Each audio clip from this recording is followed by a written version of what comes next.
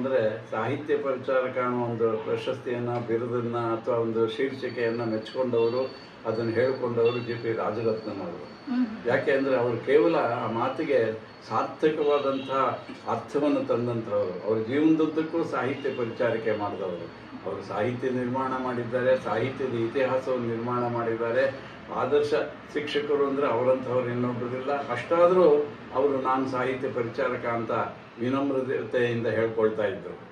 ಅದು ಅವರ ವಿನಯ ಸೌಜನ್ಯವನ್ನು ತೋರಿಸೋದಕ್ಕಿಂತ ಹೆಚ್ಚಾಗಿ ನಿಜವಾಗಿ ತಿಳಿದ ಒಬ್ಬ ಮನುಷ್ಯ ಸರ್ವಜ್ಞತ್ವವನ್ನು ಹೊಂದಿದ್ದರೂ ಕೂಡ ಹೇಗೆ ಪರಮಾತ್ಮನೆದುರು ಭಕ್ತ ತನ್ನ ವಿನಮ್ರತೆಯನ್ನು ವ್ಯಕ್ತಪಡಿಸ್ತಾನೋ ಹಾಗೆ ಸಾರ್ವಜನಿಕ ಬದುಕಿನಲ್ಲಿ ನಾನೊಬ್ಬ ಸಾಹಿತ್ಯ ಪರಿಚಾರಕ ಅಂತ ಹೇಳ್ಕೊಳ್ತಾ ಇದ್ದದ್ದು ನನಗೆ ನಿಜವಾಗಿ ಪ್ರಿಯವಾದ ಸಂಗತಿ ಆಗಿತ್ತು. ಆದ್ದರಿಂದ ಅಂಥ ಒಂದು ಹೆಸರನ್ನೇ ಇಲ್ಲಿ ಗ್ರಂಥಕ್ಕಿಟ್ಟು ಗೌರವ ಗ್ರಂಥ ಕೊಡ್ತಿರೋದು ನನ್ನ ವ್ಯಕ್ತಿತ್ವಕ್ಕೆ ನಿಜವಾಗಿ ಒಳ್ಳೆಯ ಮಾತು ಅಂತ ನಾನು ತಿಳಿದಿದ್ದೀನಿ. ಸರ್, ನಿಮ್ಮದು ಶಿಕ್ಷಣ ವಿದ್ಯಾಭ್ಯಾಸವನ್ನು ನಾನು ಮೊದಲಿಂದ ನೋಡ್ಕೊಂಡು ಬಂದಿದ್ದೀನಿ.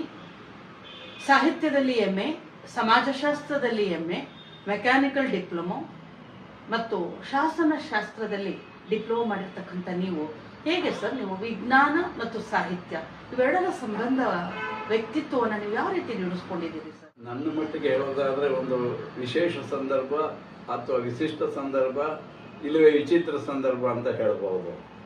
ಕಾರಣ ಏನು ಅಂದರೆ ನಾನು ಮಾಧ್ಯಮಿಕ ಶಾಲೆಯಲ್ಲಿ ಓದೋವಾಗಲೇ, ಕೋಟೆ ಮಾಧ್ಯಮಿಕ ಶಾಲೆಯಲ್ಲಿ ಓದೋವಾಗಲೇ ಅದರ ಎದುರುಗಡೆನೇ ಕನ್ನಡ ಸಾಹಿತ್ಯ ಪರಿಷತ್ ಇದೆ. ಎದುರುಗಡೆ ಫುಟ್ಪಾತಲ್ಲೇ ಪರಿಷತ್ ಇದೆ. ಬಿಡುವಿದ್ದಾಗಲೆಲ್ಲ ನಾನು ಶಾಲೆ ಬಿಟ್ಟರೆ ಉಳಿದೆಲ್ಲ ವೇಳೆನ ಪರಿಷತ್ನಲ್ಲೇ ಕಳೀತಿದ್ದೆ. ಪತ್ರಿಕೆ ಓದೋದು, ಪುಸ್ತಕ ಓದೋದು, ಅಲ್ಲಿನ ವಿದ್ವಾಂಸರ ಭಾಷಣ ಕೇಳೋದು, ಅದನ್ನು ಭೇಟಿ ಮಾಡೋದು. ಹೀಗಾಗಿ ಮಿಡ್ಲ್ ಸ್ಕೂಲ್ ಮಟ್ಟದಲ್ಲೇ ನನಗೆ ಸಾಹಿತ್ಯದ ಯಾತ್ರೆ ಪ್ರಾರಂಭವಾಯಿತು ಅಂದರೆ ತಪ್ಪಲ್ಲ. ಆಮೇಲೆ 4th ಹೈಸ್ಕೂಲ್, ಅದರ ಪಕ್ಕದಲ್ಲೇ ಹೈಸ್ಕೂಲ್ ಓದಿದಾಗಲೂ ಅಲ್ಲಿ ಶಾಲೆಗಳಿಗೇನೆ ಕೆಲವು ಪದ್ಮನಾಭ ಶರ್ಮರು, ಪಟ್ಟಾಭಿರಾಮಯ್ಯ ಅಂತ ಒಳ್ಳೊಳ್ಳೆ ವಿದ್ವಾಂಸರಿದ್ದರು. ಮತ್ತು ಸಾಹಿತ್ಯ ಪರಿಷತ್ಗಂತೂ VC, MR Shri, Tinam Shri, DLN, Narasimhaswamy, ಮೋಟ್ಗಾನಹಳ್ಳಿ Subrahmanya Shastri, ಇವು 1000 ಜನರ ಹೆಸರು ಹೇಳ್ಬೋದು. ಎಲ್ಲ ಪರಿಷತ್ತಿಗೆ ಬರ್ತಿದ್ರು. ಯಾಕೆಂದರೆ ಪರಿಷತ್ತು ಒಂದು ಕಾಲಕ್ಕೆ, ಈಗಲ್ಲ, ಅದು ಸಾಹಿತ್ಯ ಕಾಶಿಯಾಗಿತ್ತು, ಕನ್ನಡಿಗರ ಸಂಗಮ ಕ್ಷೇತ್ರವಾಗಿತ್ತು. ಒಂದು ಸಾಯಂಕಾಲ ಪರಿಷತ್ ಮುಂದೆ ಯಾರಾದರೂ ಬಂದರೆ ನಿಮಗೆ 10-15 ಜನ ಪ್ರಸಿದ್ಧ ಸಾಹಿತ್ಯಗಳು ಸಿಗ್ತಾಯಿದ್ರು. ಅವರು ಪರಸ್ಪರ ಒಬ್ಬರನ್ನೊಬ್ಬರು ನೋಡೋದಕ್ಕೆ, ಅವ್ರನ್ನ ನೋಡೋದಕ್ಕೆ ಉಳಿದ ವಿದ್ಯಾರ್ಥಿಗಳು, ಸಾಹಿತ್ಯಾಭಿಮಾನಿಗಳು ಬರ್ತಿದ್ರು.